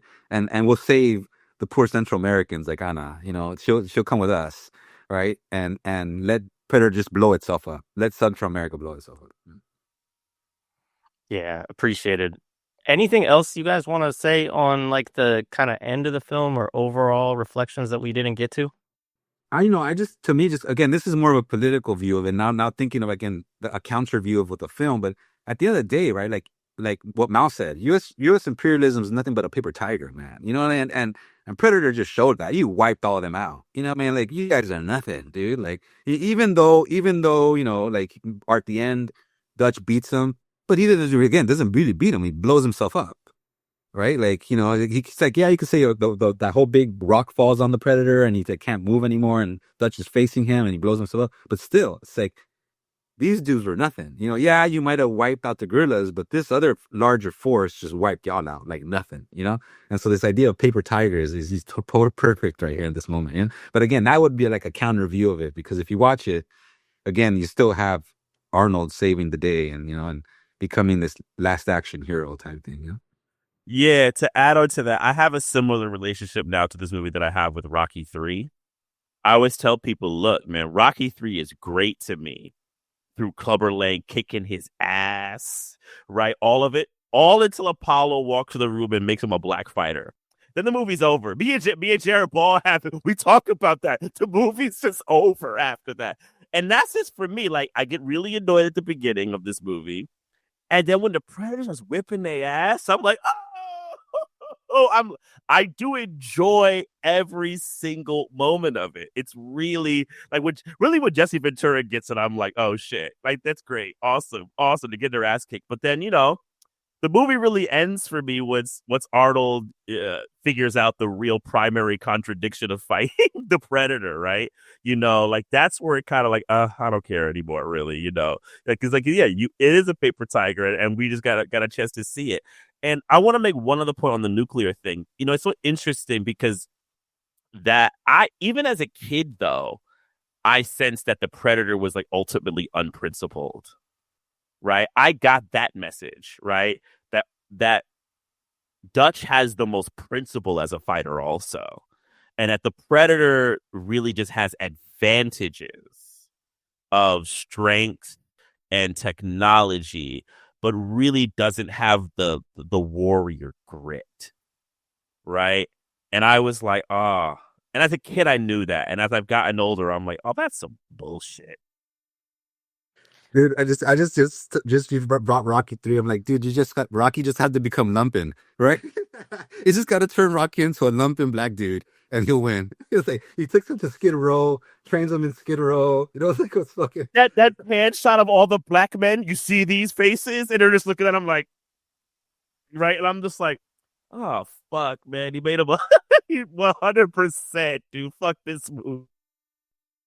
Oh man, that's hilarious. All right, y'all. So if you're watching on YouTube, thank you for tuning in. Like, share, subscribe, all of that good stuff. Check out the other conversations we've done with Steven Osuna over the years. Like I love the one we did on Mao, correcting, what is it? Correct handling of contradictions among the people. Is that the right? Yeah. It's a great discussion that we did on that piece with you before. And there's other ones, stuff on, your class suicide piece and talking about your relationship with Cedric Robinson and all of that, for sure. So check that stuff out. If you are not a patron of the Imperial 80s yet, we're going to do some quick breakdown of a few clips from this film. We can't do it on YouTube, but we're going to try uploading it over there and see how that goes. We'll also share it with our, the Millennials Are Killing Capitalism and the Within Our Gates patrons as well. Yeah, so thanks. Appreciated. Much appreciated to you, Steven, for coming through and doing that with us. Really had a good time. No, thanks for having me. It was great.